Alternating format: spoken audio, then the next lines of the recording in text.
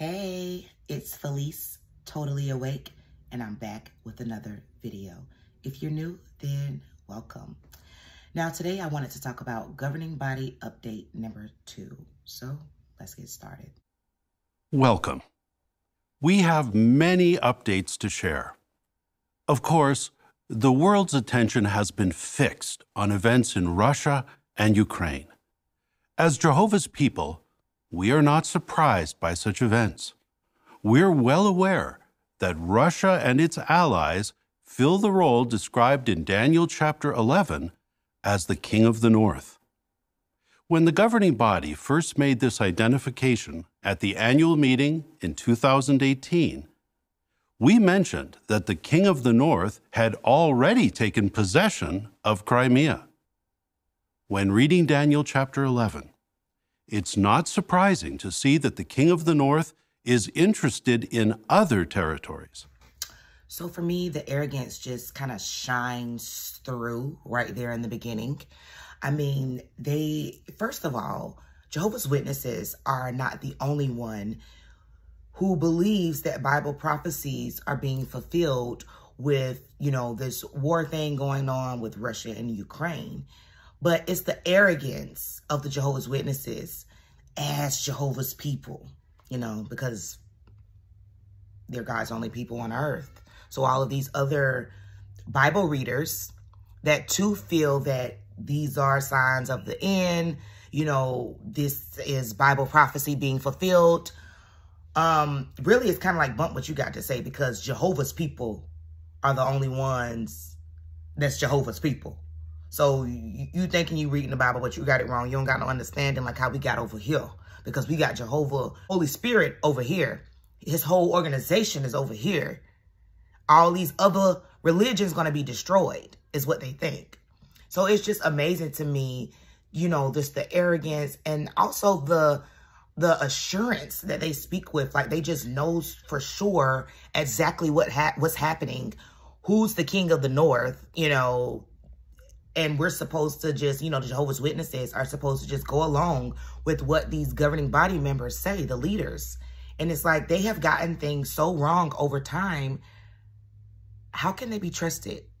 They don't, they're trying to figure out these Bible prophecies and what these different things mean, just like anybody else, We are still roving about. They don't know. They don't have it.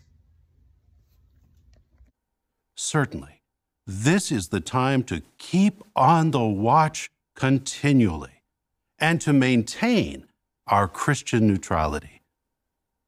As of February 28, we have no deaths, but one reported injury among our brothers in Ukraine. Dozens of their homes have been damaged. Thousands of our brothers have fled areas of military conflict. We're keeping you, dear brothers and sisters, in Ukraine and Russia in our prayers. At the same time, we're doing everything possible to be sure that you'll have the needed spiritual food as well as the necessities of life. Now, Mark, I think what the Jehovah's Witnesses would probably like to do, that's caught in the middle of this war thing. I think that they would probably like to have the necessities of life before anything. So if you're going to help them out, that's probably need to be our main concern, is to make sure they have the necessities of life, because your spiritual food, these little videos that y'all be producing and the little magazines that y'all be making, that's not really helping nobody at this point. That can't do anything for anyone. It's not spiritual food. It's a lot of foolishness what y'all be printing and talking about. So good. If y'all helping them out with the necessities, that should have been the first thing to come out of your mouth, because spiritual things, you saying that first, like that's the most important thing y'all need. No, we need the necessities of life. We don't need y'all BS, all of this stuff that y'all got going on. That's not a necessity. Then he was saying, no one has been killed. It has been people killed in the war, but all they care about is their people. All they care about is the fellow Jehovah's Witnesses, as long as they're safe, and we're going to continue to pray for our brothers and sisters, is what he said. Why not pray for everybody over there that's involved? You know, everybody's safety that's involved. Why not pray for everybody? But you don't care about that. You just care about your Jehovah's Witness people. Why? Because you feel like everybody else is about to be destroyed by your God, Jehovah, anyway, because they didn't join your Jehovah's Witness religion, which is just pretty ridiculous, you know? It just makes me think about, you know, I've been hearing about a lot of racism over there in Ukraine, how Black people are not being allowed to flee to safety. And it's very disturbing. However, you know, and I've been seeing a lot of people like in comments, a lot of Black people will be like, well, I guess I'll play for the Black people in Ukraine. And I get it. However, I refuse to believe that everybody in Ukraine is racist and think the same way. I know it has to be good people on there that, you know,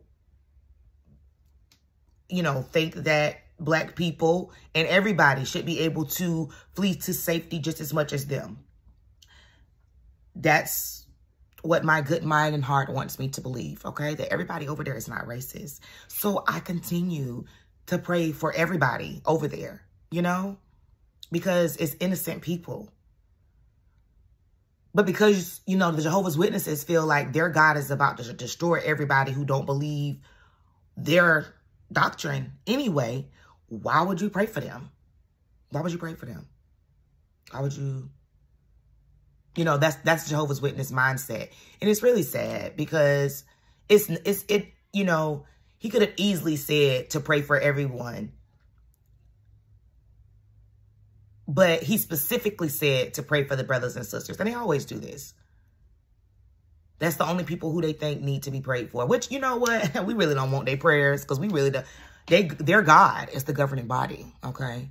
So, you know, we really don't want their prayers anyway. But I'm just saying, you know what I'm saying? They don't realize that they're praying to only the governing body and that the governing body is who they're worshiping. They really think that they're sending their prayers up to the Most High. So, yeah.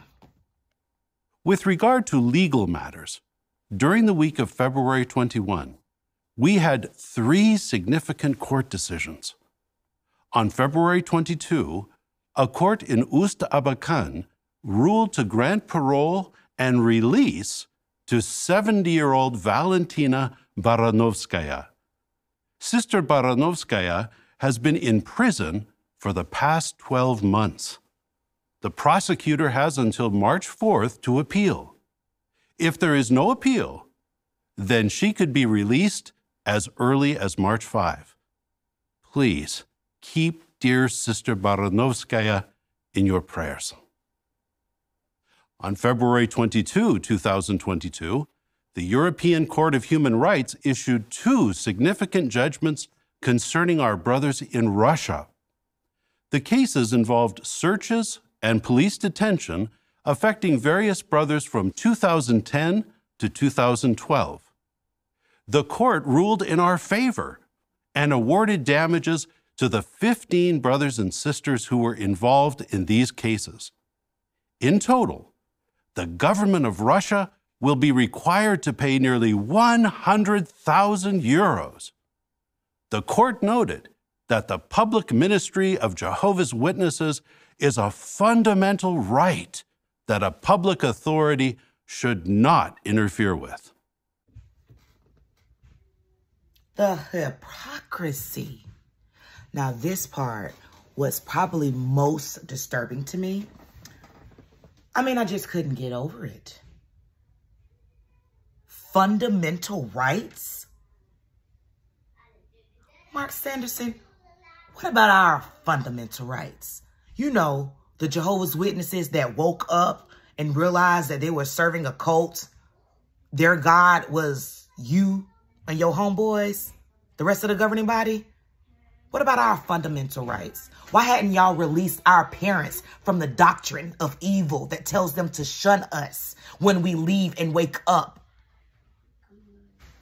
Why is it that you can agree that a public authority should not interfere with the Jehovah's Witnesses worshiping the way that they want to, because that's their fundamental right. You know, that's a part of the amendments. But you can't agree that it's our fundamental right as ex-Jehovah's Witnesses, that we get to worship in the way that we please or not worship. That's our fundamental right. That is an amendment. I don't understand how don't you see that's the same thing that y'all taking away from us. I don't understand it. I mean, release my family, release our families from this evil doctrine so that we can have our fundamental rights back, because you have found a way to take that from us by making our families believe that they should shun us. Okay? And then you think that these people that had their fundamental rights violated, that was Jehovah's Witnesses, you think they should be awarded all this money. Well, pay me, Watchtower. Pay all of us. Where you have violated, all of us whom you have violated our fundamental rights. Pay us. We deserve to be paid, right? Just like the members of your organization, you smiling and you grinning about them being awarded some money. Award us. Because Russia's right. You are extremists. And when you are disobeying the law was you ain't supposed to be preaching this nonsense over here. And when you disobey that, there's consequences. You can't just break the rules of the land, okay? You are extremists. You shouldn't be practicing. You shouldn't be practicing. And that's my opinion. Yeah, people should have fundamental rights, but when you have an organization that violates people's fundamental rights, you shouldn't be allowed. You shouldn't be allowed. And how dare you? How dare you get on here and say this stuff and you know, just make it seem like, you know, your members should have fundamental rights while you totally disregard former members' fundamental rights. You should be banned. Absolutely. In many countries, the number of COVID-19 cases is dropping. Some governments are starting to relax or eliminate various restrictions. We hope that conditions will allow us to resume more of our theocratic activities in person. Stop the hype. The members don't want to come back to the hall. They thought it was the last of the last of the last of the last days. So the events unfolding around us are making clearer than ever that we're living in the final part of the last days, undoubtedly the final part of the final part of the last days, shortly before the last day of the last days. Okay? So why would they want to come back to the hall? That's not fun or exciting. They've been tricked again. Yet, we want to maintain our cautious approach. The governing body has directed branch committees to monitor the situation in each part of their branch territory. Each branch committee may initiate or expand the pilot program for in-person meetings when it can be done safely. Will it be possible to hold an in-person memorial for your congregation this year? You mean an in-person rejection of the body and the blood of Christ? Please, they can stay at home for that. Only time will tell. In any case, this may be a good time for all of us to consider how we view our congregation meetings. If we can return to the Kingdom Hall, will we be ready to do so? Think about how we reason with our Bible students on the importance of attending meetings in Lesson 10 of the Enjoy Life Forever book. There it says, effort is required to attend meetings. Consider the example of Jesus' family. To attend a yearly event, they had to walk some 60 miles or 100 kilometers through mountainous terrain from Nazareth to Jerusalem. Then the book asks this question: why might you have to put forth effort to attend meetings? No doubt that soul-searching question has prompted some Bible students to begin to attend meetings. But maybe that's a question that we'll all have to think about. Oh, I know why they may, find it difficult to put in effort to go to the meeting.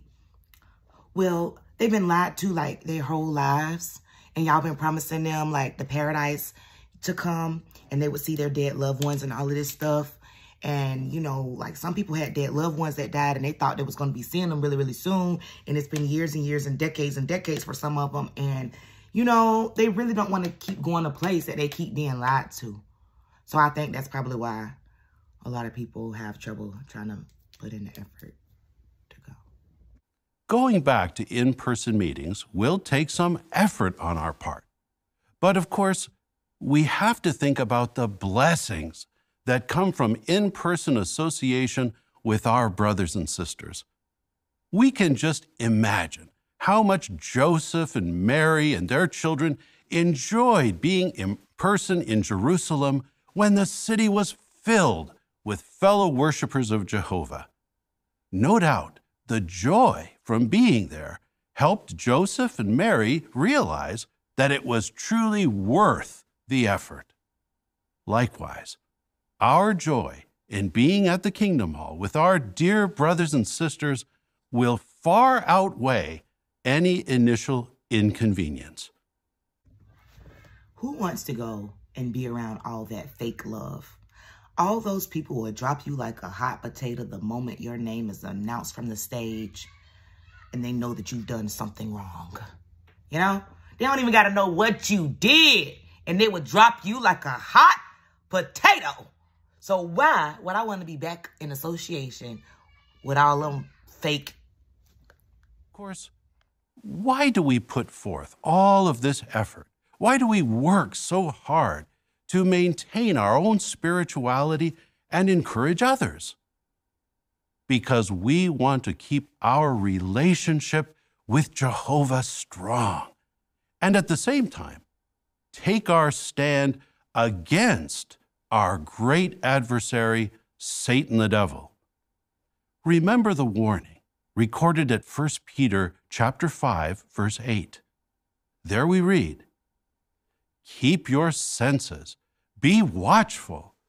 Your adversary, the devil, walks about like a roaring lion, seeking to devour someone." While the devil doesn't cause all our problems, he's always looking for a way to use them. He would love to use the stress and isolation of the pandemic to weaken our faith or to sidetrack us with his propaganda. David, explain. Isn't that what you and your homeboys do? Watchtower, the rest of the governing body. Y'all capitalize off of natural disasters, current events, and people's pain. You use that time to instill all this fear in your members, and you use this time to spread your propaganda. So you're just like Satan, huh? So that's pretty much all I have to say for this governing body update number 2. I know there was a lot more footage, but I'm just not going to put it in this video, and that's pretty much all I have to say for now. So leave me a comment down below and let me know what you think about this, and I'll be back with another video. Again, it's Felice, Totally Awake. See you in the next one.